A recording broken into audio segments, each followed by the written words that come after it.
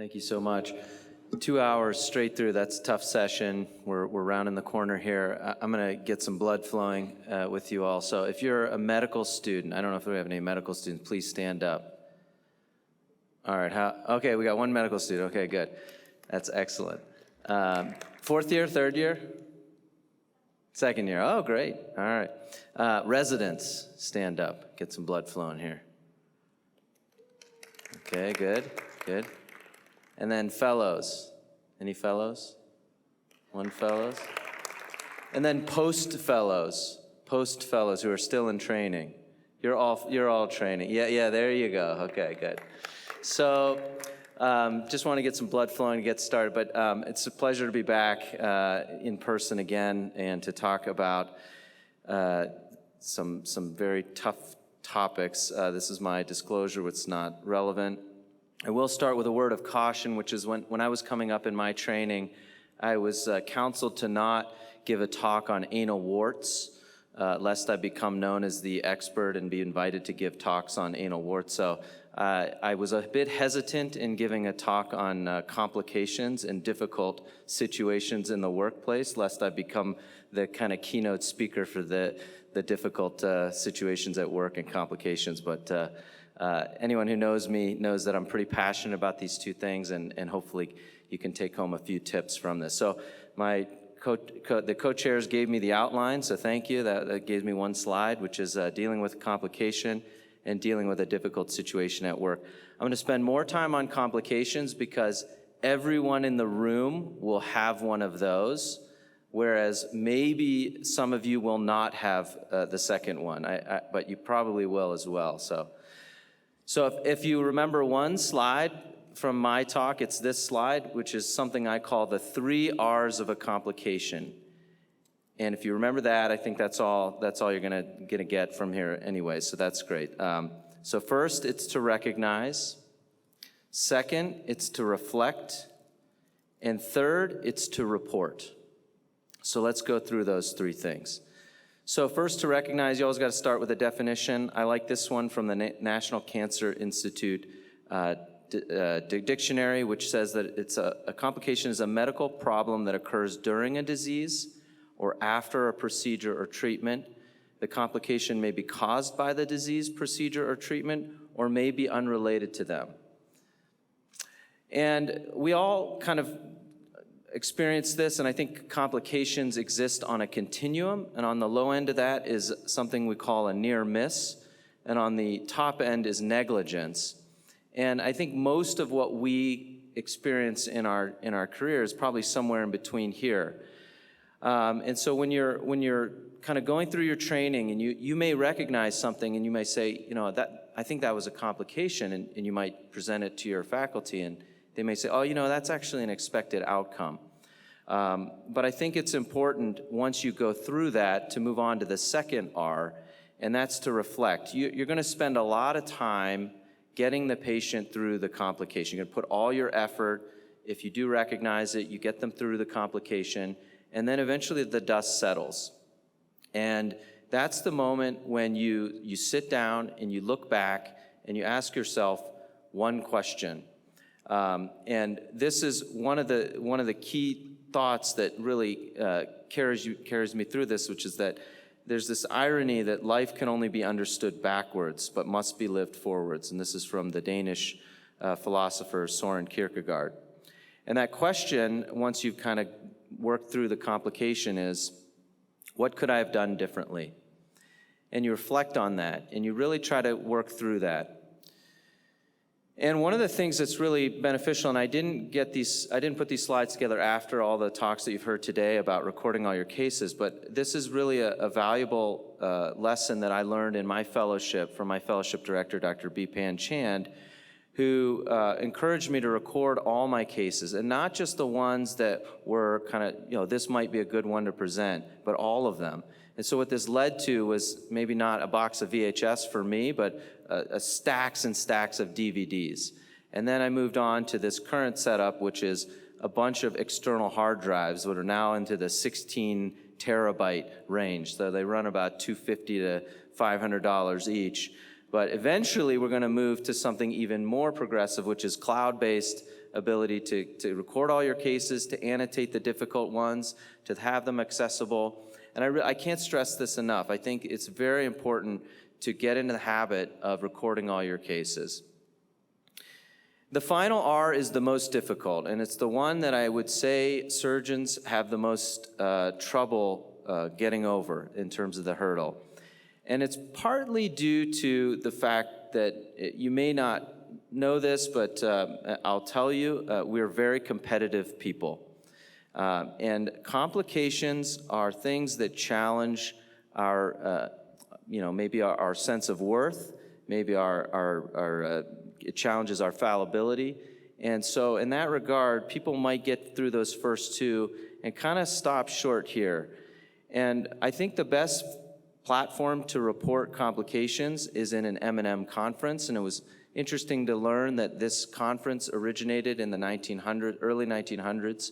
It's Ernest Codman at Massachusetts General Hospital.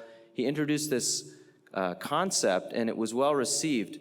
But a few years later, he then introduced the concept of self-evaluation of surgeons, and he lost his privileges at the hospital in 1914. He then went on to be instrumental in the development of the Joint Commission, and many of the regulatory bodies that we now know are following us and really are in the best interests of the patients.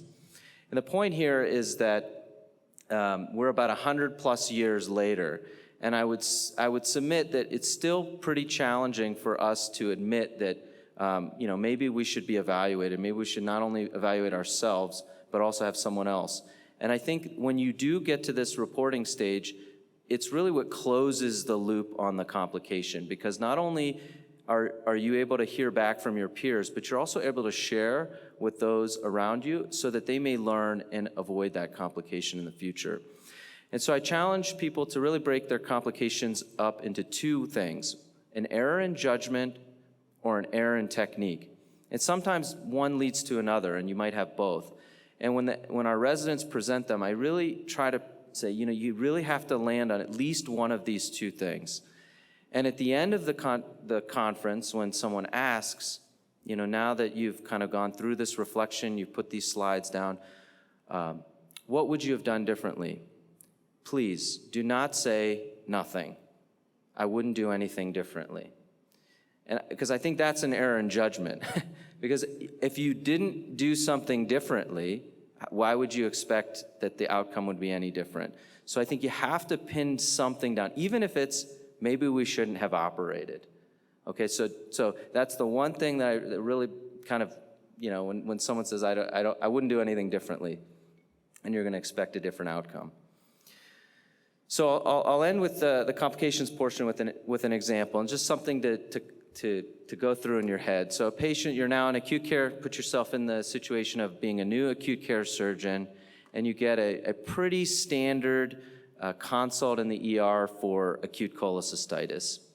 Patient has some, it's pretty severe right upper quadrant pain, white count elevation, no bilirubin elevation, slight elevation of the bile duct diameter, maybe to 8 millimeters. During your training, you did not do routine cholangiography, so you don't really have it as part of your practice. There's no hard signs to do a cholangiogram here. Take the patient, it's a tough gallbladder, you're able to get it done. Patient leaves on post-op day 1. Comes back on post-op day 8, jaundiced, requires an ERCP, there's some stones left, sweeps the stones, patient goes home the next day. So you spend all the effort, you get them through the complication, they're home, everybody's good. You maybe recognize that it was suboptimal, you reflected on it, but are you going to report it? Are you going to, maybe the M&F list is pretty long, and this one's maybe the patient's doing well. And so I won't give you an answer, but just something to reflect upon. So now let's move to difficult situation at work. And this can be something that would range from, having maybe a disagreement with your scrub nurse to having a string of complications that puts you in a bit of a tricky situation with your chair. And this invitation, and this came from a Facebook collaboration webinar that we gave a couple months ago through Dan Nelson, where I was asked to give a talk, Should I Stay or Should I Go Now? And I did sing the song as I gave the talk, but I'll spare you that for the sake of time today. But sometimes in that difficult situation, it comes to a point where you are considering a move, and that is kind of the end stage of potentially having a difficult situation. And so for this, I'm just going to go through a few tips that helped me along the way and potentially would help you. And the first one is really to avoid any sort of decisions or actions while you're in kind of an acute phase of anger. And all of us have differing levels and thresholds to become angry and ways to deal with it. But I think sort of making a decision or having any actions during anger, they just really don't kind of go the way you want them to. So work through it, cool off, and then start to work through the decisions and actions. The second one is to avoid email and social media, particularly if you're angry. So refer to tip 1 on that one. So as much as this is kind of a no-brainer, I think we can all very easily find examples of either receiving an email or seeing a social media post that was totally unprofessional and questionable and maybe made you feel not so good either. So it's probably not the time to be, pounding the keyboard, but instead maybe picking up an analog such as a phone or even #IRL, meeting with people in real life. The third tip is to, in the best way you possibly can, make things right with that person or that situation.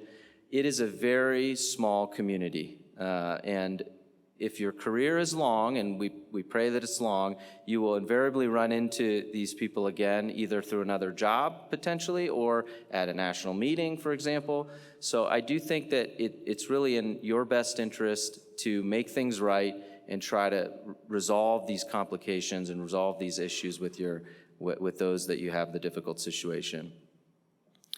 Tip 4, and I can't stress this enough, is to find a coach. We've heard a lot about mentoring, and many of you probably have mentors. Mentors are people that are normally trying to help you within a specific specialty, trying to help you maybe match for your fellowship or your residency in general surgery if you're a second-year medical student. So a coach is different, though. A coach is someone who is objective. They're not necessarily invested in your decision. They're actually trying to figure out what your ideal self is, trying to help you figure out where you would want to be professionally and personally. I'm blessed to have Dr. John Mellinger, who kind of coached me along the way during my recent decision to leave. What he had relied on at the time, I didn't realize I was actually one of his guinea pigs, but was a lot of this teaching from Professors Boyatzis and Smith from Case Western Reserve University, who really focus on this concept of coaching with compassion and really trying to figure out what the individual is being coached wants to do. So my final tip is a bizarre one, but it's one that, again, Dr. Mellinger might recognize, but I changed rabbit to squirrel. Since he's recently moved to Cleveland, we see a lot of squirrels in the middle of the road. In his story, it was a rabbit. But the story goes like this. There was a counselor for businessmen who were considering a move, and some of them did move, and one of the things he recommended for them was to think of themselves as a rabbit in the road, and for me, it's a squirrel. So you're the squirrel in the middle of the road. Eventually, you have to make a decision. One way would be to stay, and one way would be to go if it is to that position. And you got to make the decision. That's the point. So either go back or go forward, but don't stay in the middle of the road because that's when you'll get hit. So I did change it to squirrel for that, John. So with that, I'll end, and we'll take any questions during the panel session. Thank you.